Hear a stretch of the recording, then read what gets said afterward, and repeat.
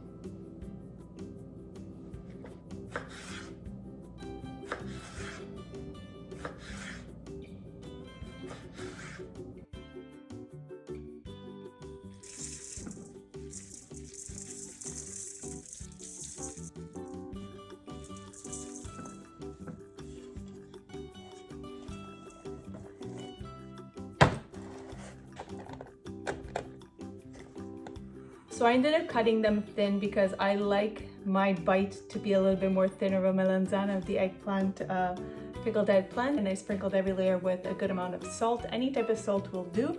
And I had just some coarse sea salt. I put a little catch bowl under here, so what's gonna happen with the pressure of the springform pan, which was the only thing that I found that fit to squeeze down the eggplants in my strainer here, was my cake pan, my springform pan. And then I just took 2 heavy bottles just to place inside, just to apply pressure, as you saw. And this is gonna go overnight in the fridge, and tomorrow you'll see all the excess liquid that the eggplants ended up releasing, and we'll end up doing step 2 just for a very simple pickled eggplant recipe. So in the fridge this goes.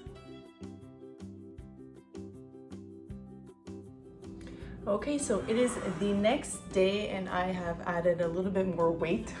So this is what has been weighing down the strainer.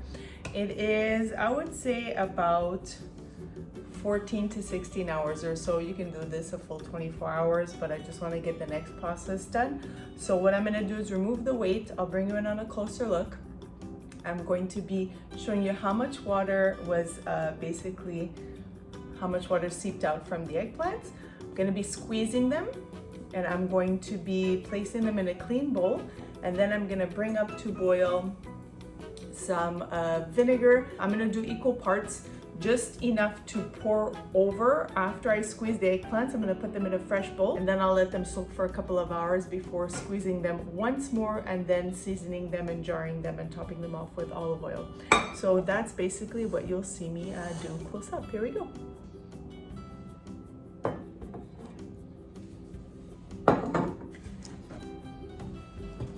Also, you see that I ended up changing cake pan. I had the larger one before because my eggplants were that much bigger, but then halfway through they shrunk, so I went for, and then the bigger one couldn't get that lower, so I went for my medium-sized cake pan, which ended up bringing them down even more, so they really shrunk because they lost a lot of water. And there they are. And look at all that water.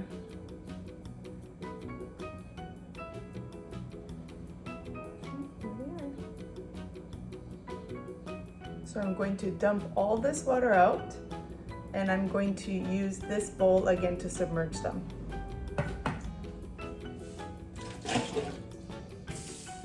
So get a good handful, and I'll squeeze a little bit more. See how much more stuff comes out? Now you can do it by hand, or you can do it also if you have a potato ricer.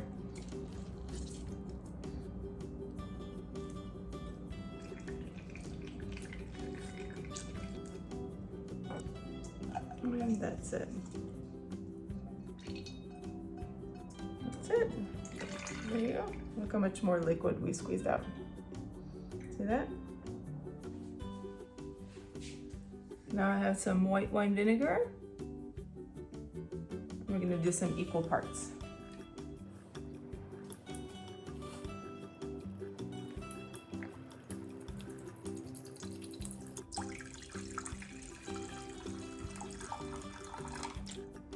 I'm gonna bring this up to a boil. Meanwhile, I'll just separate the eggplants a little bit. I'll go ahead and add the eggplants to it.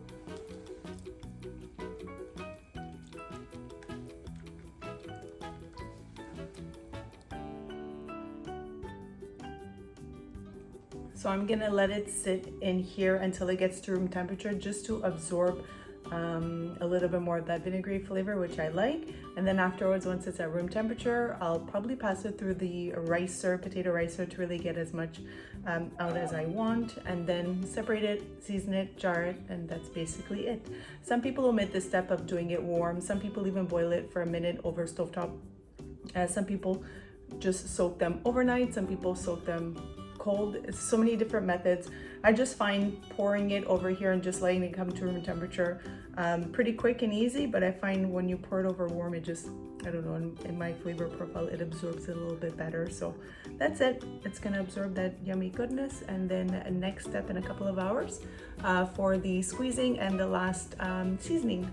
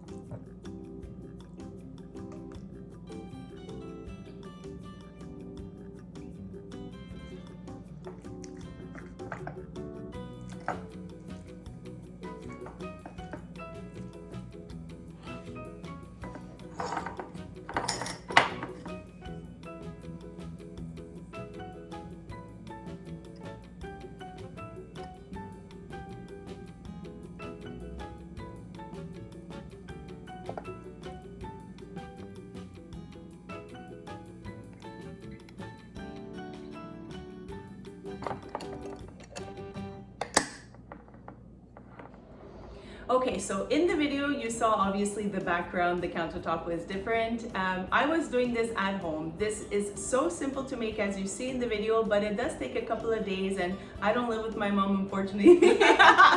Grown and flown the nest. For me. So you see me doing what I was taught and what I just showed you on camera, and now we are here to taste it together. I have a spicier profile, so I hope I don't knock her out. That's fine.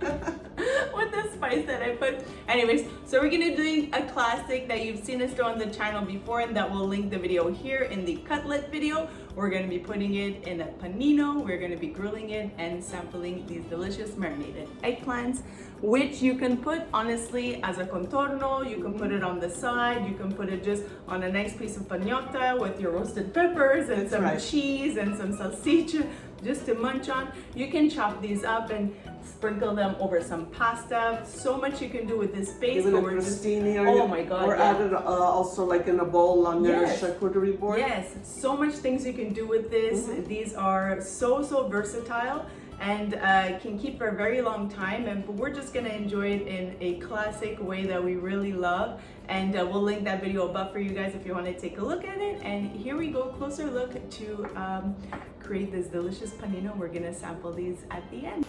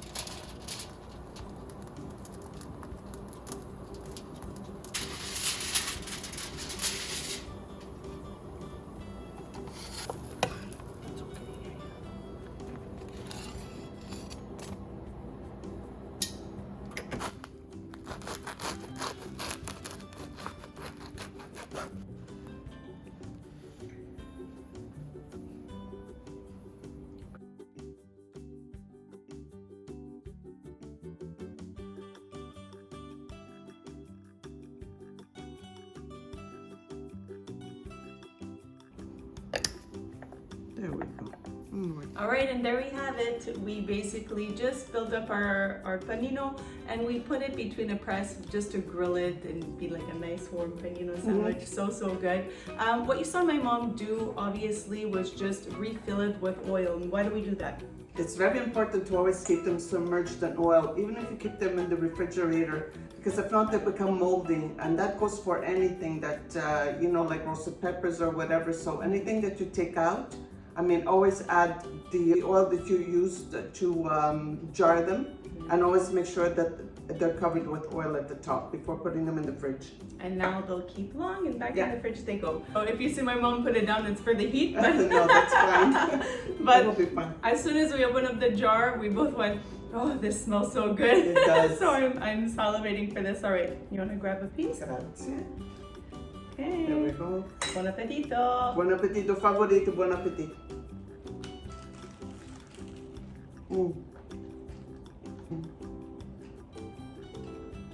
Delicioso. Troppo buono. Really good. I did good, mommy. You're fine. You did good, baby. I taught you well. So good. So good. Honestly, I'm going to be doing this so much more often. It's so simple. Yes, it does take a couple of days of the process because you need to let them soak in the brine, etc. You need to let it soak with the salt and then strain it. But it's very fast steps. And then after you go about your day, you go back, you do that very fast next step. There you go. You let it, and you go about your day. And this really didn't monopolize my time at all. Yeah.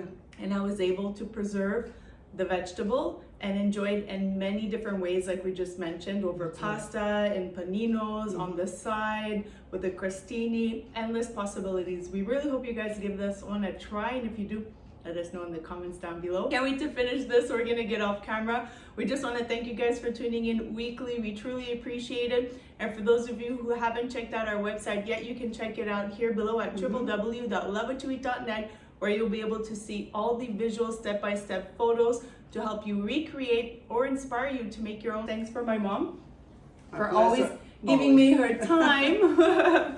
And that's it, time and skills. Thanks so much, and as always, continue to love what you eat. Bye for now. Ciao, alla prossima. Bye for now. This is the best breakfast ever. Not too spicy, but a good heat. It's perfect, eh? For me, it's perfect. Oh, good.